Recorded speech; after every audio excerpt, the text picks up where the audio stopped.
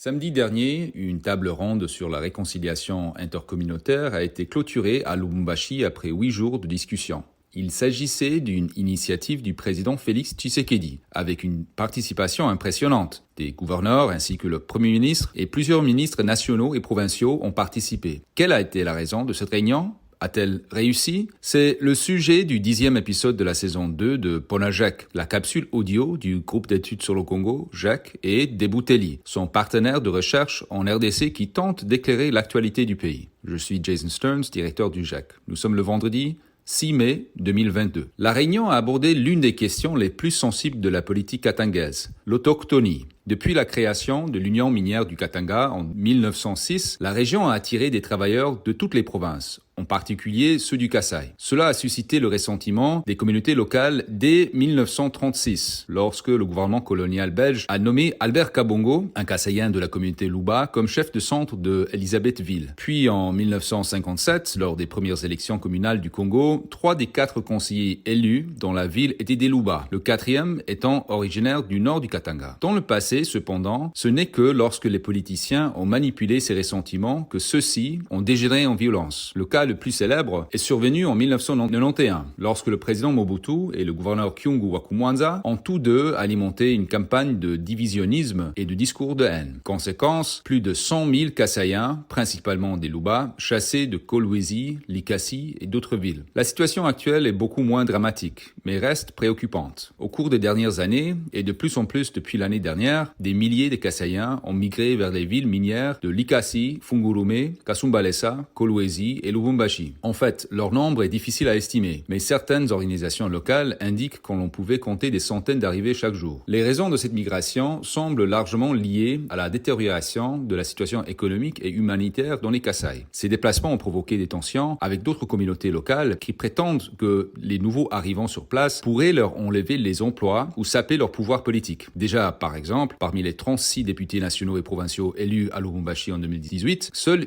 une poignée est issue des communautés considérées comme originaires du Haut-Katanga. Il n'y a pas encore eu de violence à grande échelle provoquée par cette migration récente. Et la situation est bien différente de celle de 1992. À l'époque, Mobutu et Kyungu étaient confrontés au défi d'un parti d'opposition dirigé par Étienne Tshisekedi, que beaucoup considéraient comme ancré dans la communauté Luba. Aujourd'hui, c'est un président issu de cette même communauté qui est au pouvoir et se trouve également en coalition avec le parti politique de Kyungu, l'UNAFEC. Pourtant, au vu de l'ampleur des violences passées et de la généralisation de ces rancœurs, il y a de quoi s'inquiéter, ce qui justifie cette table ronde. Et les tensions liées à l'appartenance surgissent également ailleurs. Des protestations ont éclaté au Kasaï, à propos d'une entreprise de construction de routes accusée d'avoir favorisé les travailleurs de l'ancienne province du Bandundu. Lors des récents pourparlers de Nairobi, de nombreux participants ont articulé leur greffe autour d'arguments similaires liés à l'autochtonie ou la géopolitique à la congolaise. Quelles solutions ont alors été proposées ? À l'issue de la table ronde de Lubumbashi, de nombreuses recommandations ont été formulées. Certaines d'entre elles semblent bénéficier d'un large soutien, comme par exemple investir dans l'économie du Grand Kasaï, notamment en promouvant l'agriculture, en construisant des barrages hydroélectriques et des routes, et en développant des nouvelles activités minières. D'autres sont plus controversées, comme notamment la proposition d'exiger une feuille de route pour les personnes qui veulent traverser les frontières provinciales, car ceci pourrait entraîner des harcèlements et porter atteinte à la libre circulation des populations. Avec les élections qui se profilent à l'horizon, les tensions communautaires risquent d'augmenter dans tout le pays. La façon dont les dirigeants politiques y répondront sera un indicateur de leur capacité à placer la cohésion nationale au-dessus des préoccupations partisanes et personnelles. Merci d'avoir écouté. Pour recevoir Ponajek chaque vendredi sur votre téléphone, rejoignez notre fil WhatsApp en envoyant Jacques GEC ou Ebouteli au plus 243 894 110 542. À bientôt.